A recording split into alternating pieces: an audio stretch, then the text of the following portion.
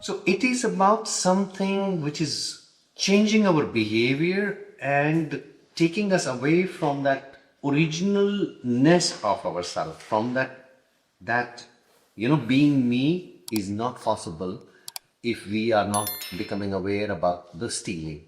What are we stealing?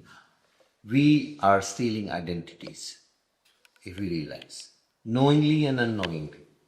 And what is the definition of stealing? If something is not mine and I have it, that is stealing. If I've not earned it, it's not mine.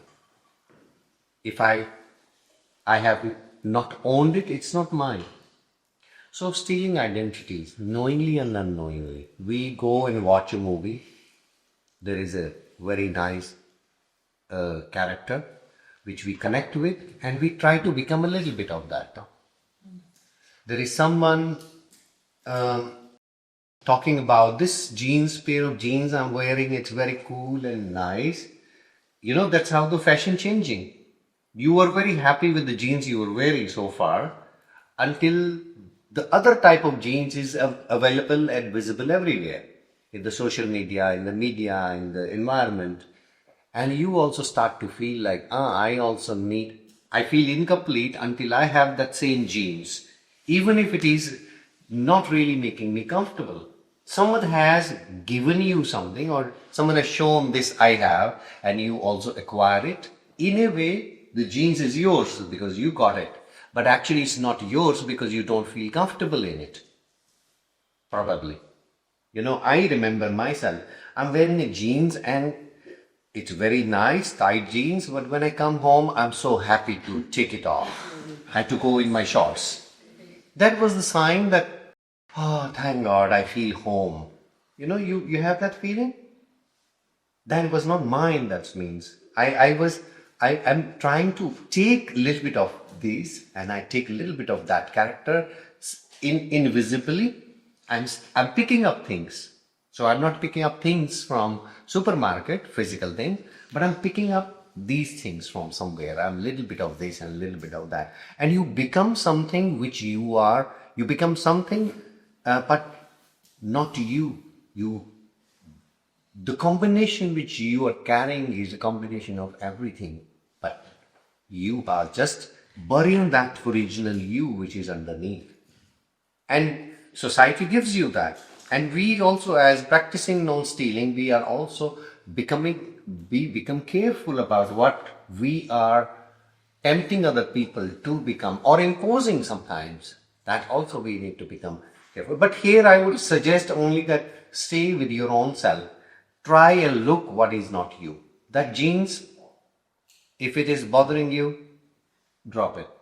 And you start with that. Means I'm not saying about jeans only. I'm talking about that what is easy to detect initially. Then you will start to see even behaviors. We are behaving in a particular way. What we are consuming, will you do it originally? If you are on an island, on a new planet, let's say, somewhere, and there is this source of fresh water in that island, and there is a little bit of black water, you see, which is a little bit bubbly and have lots of sugar, will you drink that if you don't know what it is?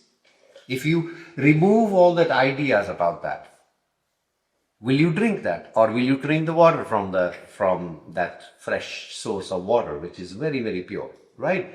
So someone is imposing something on you, and you are knowingly and unknowingly picking up something. And it's becoming the part of your life, bit by bit. There is nothing of you originally left anymore. And then you reach to a point where you feel like, I have everything, but I don't feel happy. But the person who should feel happy does not exist there anymore. That very little voice of that original person is left, because rest is the mask which we have picked up from here and there.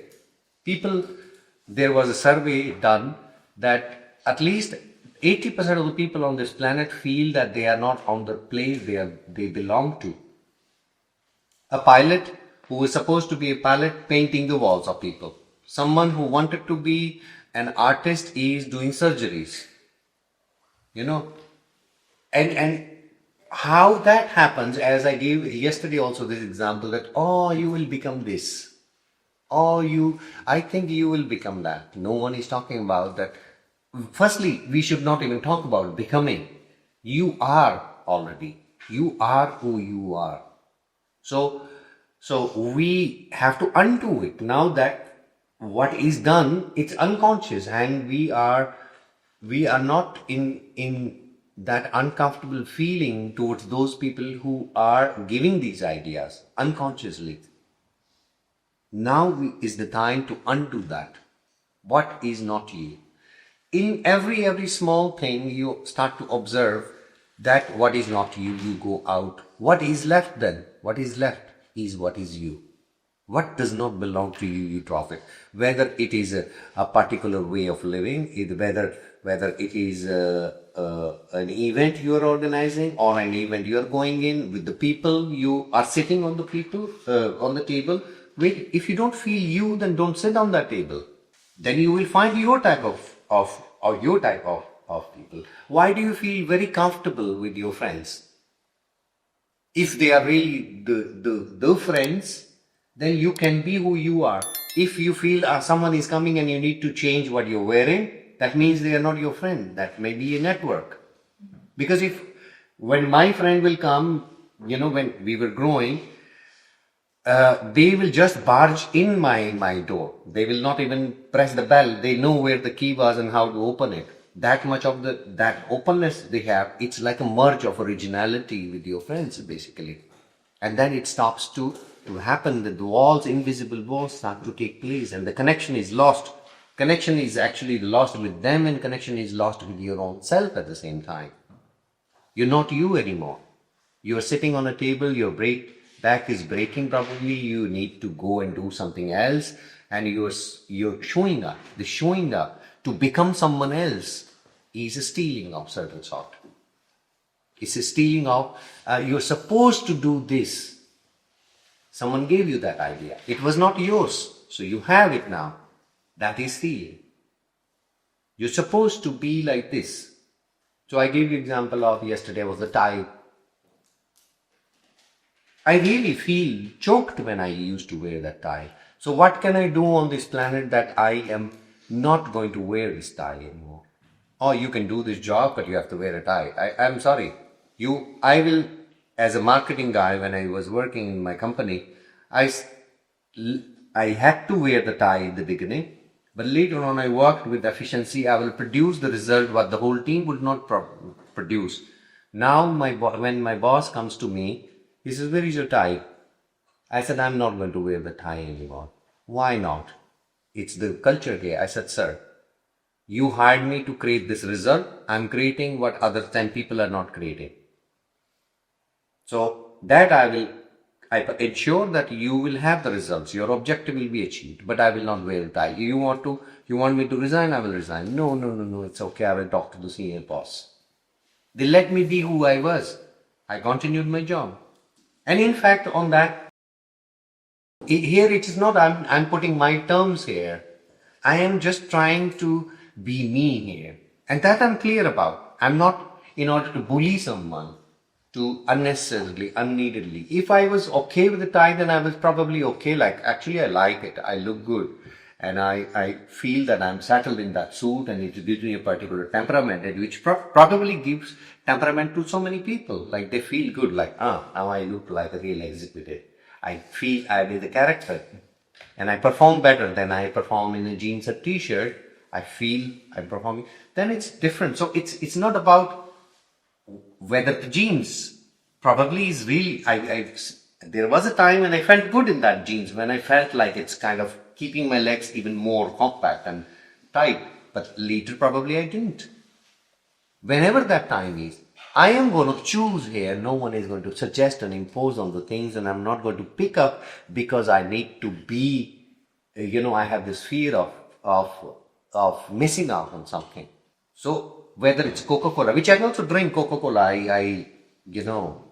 or other things, once in a while I have. But I have seen that how this is given to me. I never grew up with those things. It came later on, like to as a part of the convenience. I take it, but now I'm back to original. Now I choose sometimes to have it, and I say, okay, I take it, but not as a compulsion that everyone is drinking, so I also need to stand with a glass in my hand. So give me Coca-Cola. That is a well-directed way, probably. Right, but think about it, that how many things are integrated in your life which were not yours. So it is also helpful, this practice, for the being a teacher, yoga teacher. Your yoga teacher is supposed to be like this. Who defines that? What is yoga? Yoga is life management system. That I learn to live more and more in balance in my life. That is a yoga teacher. We are not physical therapists. We are not physical trainers either at the same time. We're learning about life. And whatever, I will keep on looking at it, to whatever is area of work for me will come, which probably some are bigger tasks, some are smaller tasks. Maybe I don't have the strength and the particular temperament to fix that big task at this moment. But it's area to work on later probably. I'll choose it. I'm choosing how to clean my house bit by bit. Today I start with the kitchen, then my bedroom, then you can probably start with the bathroom and then the kitchen. Doesn't matter. You're you, I'm me. So this idea as a yoga teacher would also come when you start to teach probably there, that people like this. People like me to dance, but I don't like dancing, probably. Now what is the cost initially of that? The number of people will reduce in my class. Fine. And it has happened to me. It's not that it has not happened to me. I give you one more real example of as this career of yoga teacher. When I come to Europe in this town and I start to teach, my classes were instantly very full because it was the first Indian yoga teacher in the town, and everyone is curious that probably he's teaching, and everyone, now the whole town came to check my classes couple of times, and this is nothing easy. Already yoga teacher thought someone enlightened sitting there. So people started to reduce. Once the curiosity is finished, now I'm also average day another yoga teacher in the town. But now me, who try to establish my practice and run my house with the yoga practice, it's a worrisome situation that from 35 people in my class, it's reducing every week and coming to 20 and sometimes 15 and maybe 10. So even the studio owner like, what's wrong, Manoj? You came with a big show, and now it's reducing. So like, what shall I change? Then I start to go to the different classes like, what is happening in the world? So it's a power yoga word here. So it's too boring the way I'm teaching at this moment. So then I start to modify my sequence, and it showed the result also in a way. That it started to show the result that I am now also, rather sitting postures, I will increase the number of sun salutations. So I will not still leave my original way of teaching, but I am somewhere getting compromised. But now I have that mode, I'm picking up this, now I'm stealing here. And I have my sequence, which works also. Now my classes are again rising in number. My classes are not boring anymore. It's kind of, people feel the stuff which I'm teaching, they are exposed to it. But then comes a day when I'm teaching 3-4 classes a day, sometimes even 7 classes a day, and comes a moment when I don't want to teach anymore. I'm ready for the class and I'm looking in the mirror to final check my hairstyle, okay, and I look like how this hour will pass today,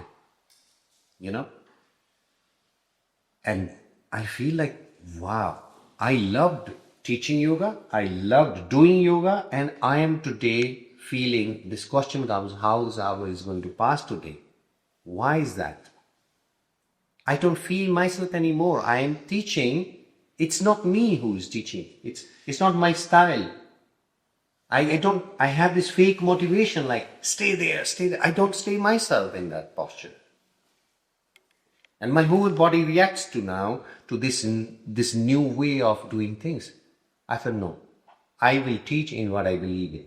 I will, of course, I will be always alert to learn new things, get inspired with the things, but I will practice them until they become mine. If it becomes mine. And then I chose that. Again, now the numbers are reducing again. But this time I will not care. If it's reducing, it's reducing. And this time it was a different confidence. One day no one is coming to my class. I'm ready to work in a superstore. But I will not compromise on my originality. I will teach my way. And slowly it started to get a deeper for me also as my personal practice, as my teaching. I am conviction. With my conviction I'm teaching. I believe in what I'm doing. My eyes are open. I can look into the eyes and I start to find my type of people. Those who will come to test me with the power yoga probably not find that thing. Though I have the different type of power in this yoga which I was teaching now. And then slowly, I have now when I'm teaching, wherever I'm teaching my regular classes, I'm teaching very little. Also, I choose my quantity, what feels right to me. If it's not the song for me, I don't teach. Not for an hour and to worry about the career. I'm ready to eat less for that matter. And I look forward to the class. I enjoy the class. I come home with the satisfaction and the smile. And I have classes where I have my regular crowd, which even if there are days when there are less people in the class, I am not even thinking about it. I'm not even thinking why that has happened. Probably weather is not nice. Probably it's too stressful. Probably it's that day which is everyone is gone for holidays. I don't know. Now I don't have self-doubt about myself. That am I doing something right or wrong? I can give what I can give. And that is the Asteya feeling. That is my implementation in myself. If I am going somewhere, then I'm going somewhere. If I'm not going somewhere, that means I'm very clear about that I don't belong to that thing. Very straightforward, I just say. So here when I'm saying I again, I'm not saying that I have reached a place and you have not. I can only just suggest the things which I have deeply experienced of this particular thing. How did I identify from one event in my life? And this pretension can stay milder, resistance in your life, which is actually more dangerous. It was good that I reached to that point where I feel I didn't want to go.